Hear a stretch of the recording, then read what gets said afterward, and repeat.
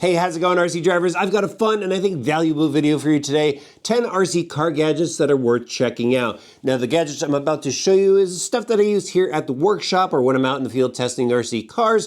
And it's just to help make my RC experience a little bit easier. Now, the first one I want to show you, it's the SkyRC GNSS, and this is what I use to measure speeds for all the tests that I do. And I get the question a lot, what is that little black box you put in the car? What's that app you're using? This is what it is. So this, along with the app and satellites, can track the speed of your car. It could also track time over distance, so it's a really useful device. And I think it goes for about $90. Really easy to install, really easy to download the app. You just have to be in a clear area where you're gonna get satellite signals, charges up with a USB-C plug. And if you want to see how fast your car goes, you definitely need one of these. The next gadget I have for you are these shock shaft pliers, and they do exactly like the name states. They hold the shock shaft, so you could go and screw the bottom on and off. But there are a ton of different shock shaft pliers out there. What I like about the EcoPower version, which is this here, is it has a bunch of extras on it. So you can measure screws with this one. It also has these upper clamps here, so you can hold shock bodies. It also has a ball end tool pin. This will help pop in ball ends. It's got holes for measuring different hinge pin sizes or rods. And it's a really handy tool so you do the job right versus using a gnarly pair of pliers that'll wreck your shock shafts.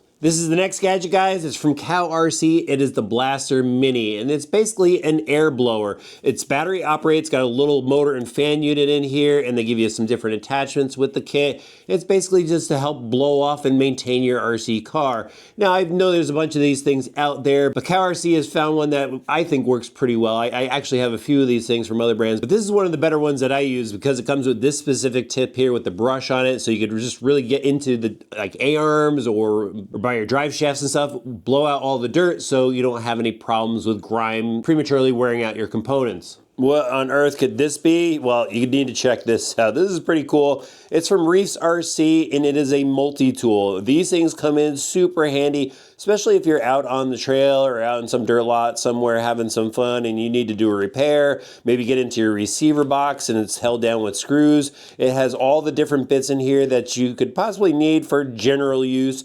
Has your 1.5 all the way up to your 2.5 hex driver, and then it's got some nut drivers in there as well. But what's just really cool is everything is all in one handy little tool. You could actually store the bits in the end of the handle here. But these type of tools come in super handy. In this Reefs unit, it's really nice just the way the grip is knurled. So if you're looking for that ultimate travel tool, this is definitely a gadget to get. How do you safely charge or store LiPo batteries is a question I get often here on the channel, and this is one of the devices that I use. It's called the BatSafe, and it looks kind of like a lunchbox. However, this is fire resistant, and it will help minimize damage if you do encounter a LiPo fire. Now, this case here, it has vented holes in the top with a filter system and some screens here, so if the battery does go up, it catches all those contaminants that would come out of a LiPo. And it's a really simple storage box here, so it's got this latch on it.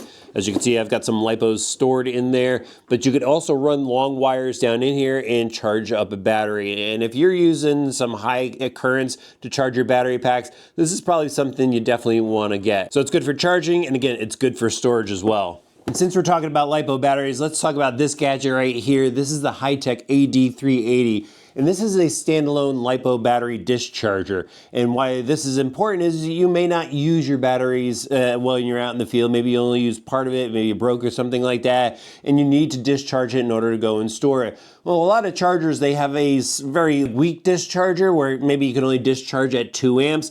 This will discharge up to 40 amps. And not only does it discharge it, but you could also monitor the condition of the cells. And you could even hook this up to their chargers and discharge and monitor the batteries through that as well. As I mentioned, it is a standalone unit, but it has protection in there so it'll shut off so it doesn't over discharge your battery pack. This is definitely something worthwhile to get if you're serious about properly maintaining your packs. Another mystery case, and inside this one from Racer's Edge is a portable soldering iron. If you're into RC, you pretty much need to have a soldering iron. You never know when you're gonna have to solder a connector, or maybe you need to splice some wires for your LED lights, and that's when this comes in handy. And this is a travel unit, so if you're on the trail and a wire comes off your connector, you'll be able to solder it.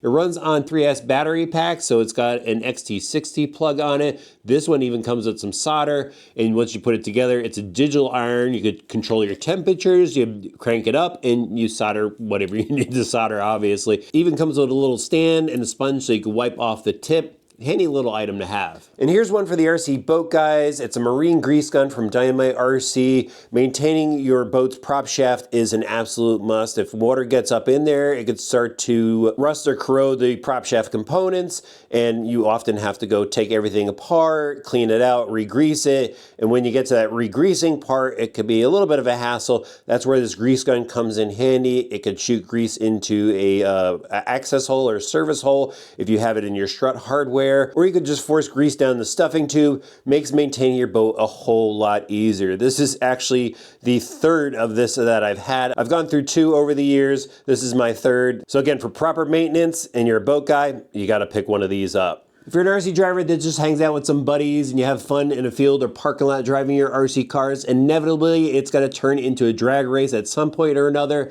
and that's where this gadget comes in really handy. It's from Traxxas. It's their drag light. They released this back when drag racing was at its peak, but nonetheless, it's still a really handy device to have. This will actually give you a staging and start light at random points, and then you guys could go drag race fairly, rather than some guy just calling out go, or some guy standing in the parking lot flashing a flashlight in your eyes. This is a way better route to take. Just a neat, handy device to have for those fun moments in RC. And the last gadget I have to show you is this Spectrum Smart Checker, which is perfect for LiPo batteries, but it does more than just check LiPo batteries. First up, you could plug in your Spectrum IC connector into this. If you have an IC3, it'll go right in, or you could use an adapter, and you could check out your battery voltage or status. And then if you don't have a Spectrum battery, you could always use the balance lead, plug it in here, and it will tell you what your battery condition is, condition of the individual cells. But what's neat about this one is also a servo tester, so you can power it up and test servos with it. And let's say you want to charge something like a USB device. It's got this 3.0 USB on the end. You power it up, you put a battery in, and you can charge up other devices. So it has multiple uses. Look at this thing. It is all beat up. This is one of the most used gadgets on my workbench.